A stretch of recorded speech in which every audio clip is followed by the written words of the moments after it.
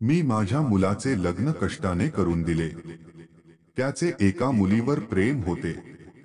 पण त्याने तिच्याशी लग्न करावे असे मला वाटत नव्हते. मी त्याला खूप समजावलं आणि गावातल्या एका साध्या मुलीशी त्याचं लग्न लावून दिलं.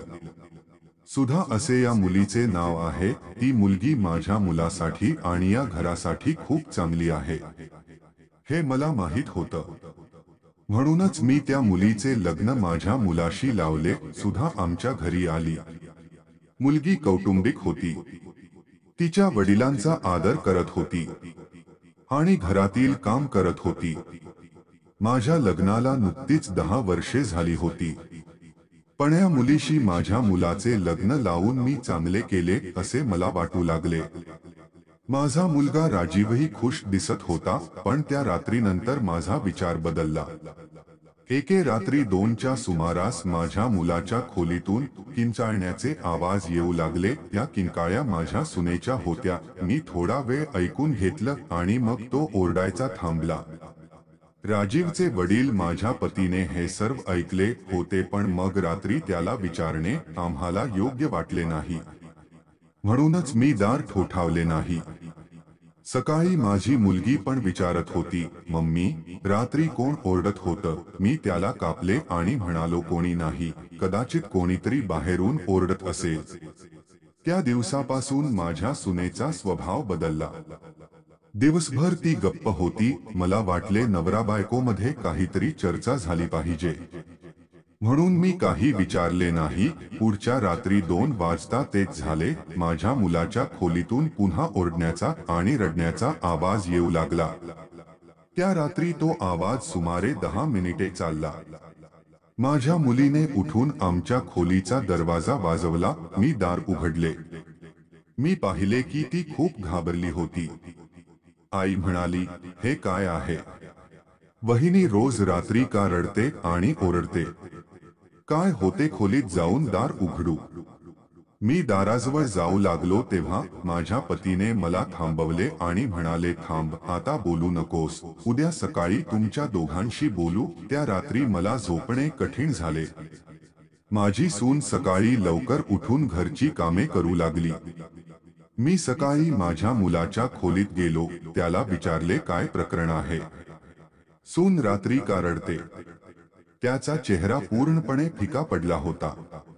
काहीच बोलले नाही. त्याच्या बोलण्यातून आणि डोळ्यातून ते स्पष्ट दिसत होतं, तो काही लपवत आहे का?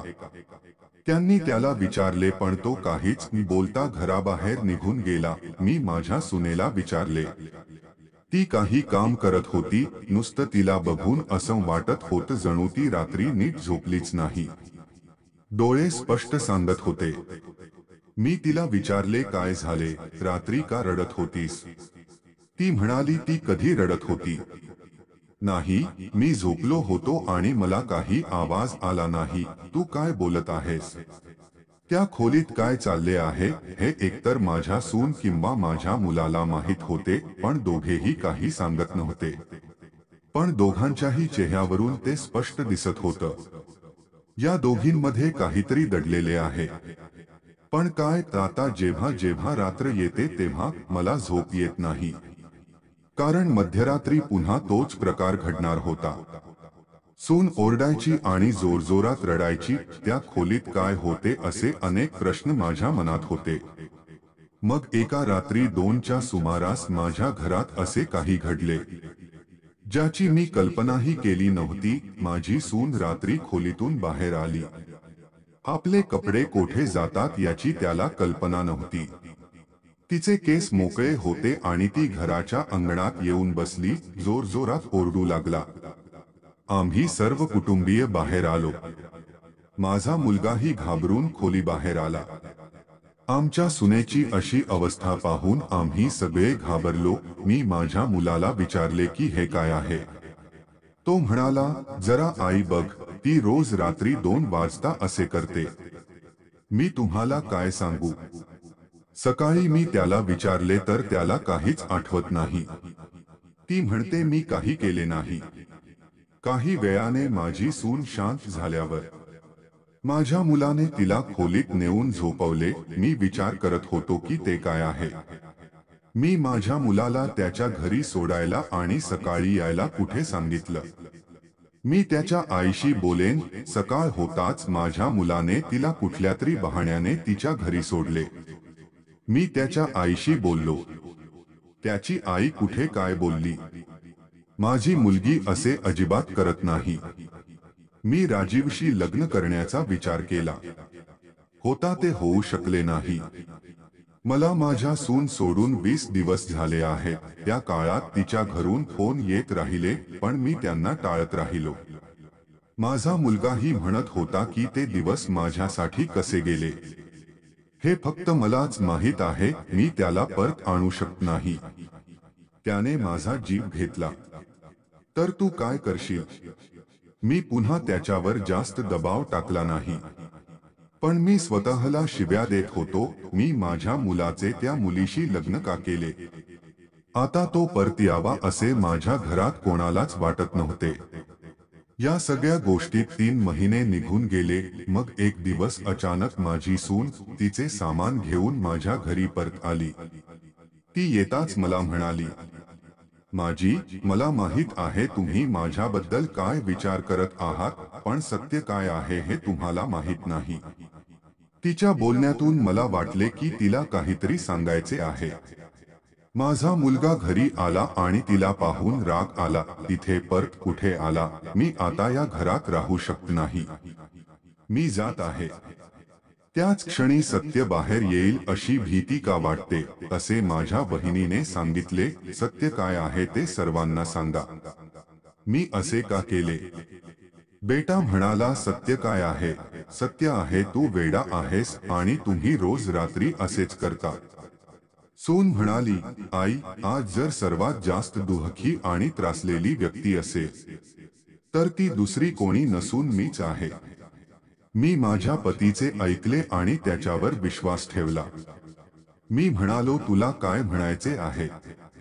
मग माझ्या वहिनीने जे सांगितले ते ऐकून माझ्या पायाखालची जमीनच सरकली. ती म्हणाली की तुमच्या मुलाने मला पहिल्या रात्रीपासून हे नाटक करायला सांगितले होते, पण मी ते मान्य केले नाही.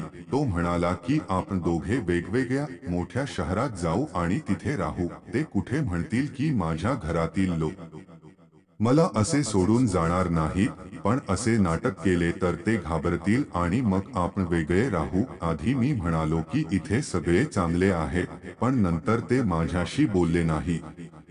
तेव्हा मला त्यांच्याशी सहमत व्हावे लागले आणि मग मी सगळे नाटक केल्यावर त्यांनी मला घरी सोडले. तुम्हा सर्वांच्या नजरेत मी वेडा सिद्ध झालोय. अजून काय कोणास ठाऊक. त्यानंतर माझा फोनही उचलू नकोस. मी माझ्या घरी त्याची वाट पाहत होतो, पण तो आला नाही. मला समजले की त्याने मला फसवले, माझ्याशी खोटे बोलले आहे. त्याला मला त्याच्या आयुष्यातून दूर करायचे होते. मला हे समजले. आता मी स्वतः त्यांच्यापासून दूर जाई. पण मला हवे होते सत्य सर्वांसमोर यावे. माझी सून जे बोलली त्यावर माझा पूर्ण विश्वास होता. माझा मुलगा म्हणाला, तुला ठेवायचे असेल तर ठेव. तू मला हव्या असलेल्या व्यक्तीशी लग्न करू दिले नाहीस आणि हे गावातील एका मुलीने करून दाखवले. तिला इथून दूर जावे असे मला वाटत होते. तू नाराज आहेस. मी काय केले याचा विचार करा. आजही मी तिला माझी पत्नी मानत नाही. मी माझ्या मुलाला कुठे सांगितले, बेटा, तुला या घरात राहायचे की नाही ते तू ठरव. माझी सून या घरातच राहणार आणि जो त्याला त्याचे हक्क आणि सन्मान देत नाही तो या घरात राहू शकत नाही. आपण असे षड्यंत्र करू शकता, तेही फक्त त्याच्या आईकडून बदला घेण्यासाठी. तो एका निष्पाप मुलीला काहीही करायला सांगू शकतो. पण बेटा, तू त्याला काय करायला सांगितलेस याचा जरा विचार कर. त्याने ते फक्त स्वतःसाठी केले आणि इतर कोणाचाही विचार केला नाही, फक्त तुझा विचार. अशी बायको कुठे मिळेल. आश्चर्य. तू खूप दुर्दैवी व्यक्ती आहेस जो या मुलीला सोडून जाईल. मी माझ्या मुलासाठी हिरा निवडला याचा मला खूप आनंद झाला, पण कदाचित माझा मुलगा तिच्या लायकीचा नव्हता. मी माझ्या सुनेला प्रेमाने मिठी मारली. माझा मुलगाही कुठेही गेला नाही.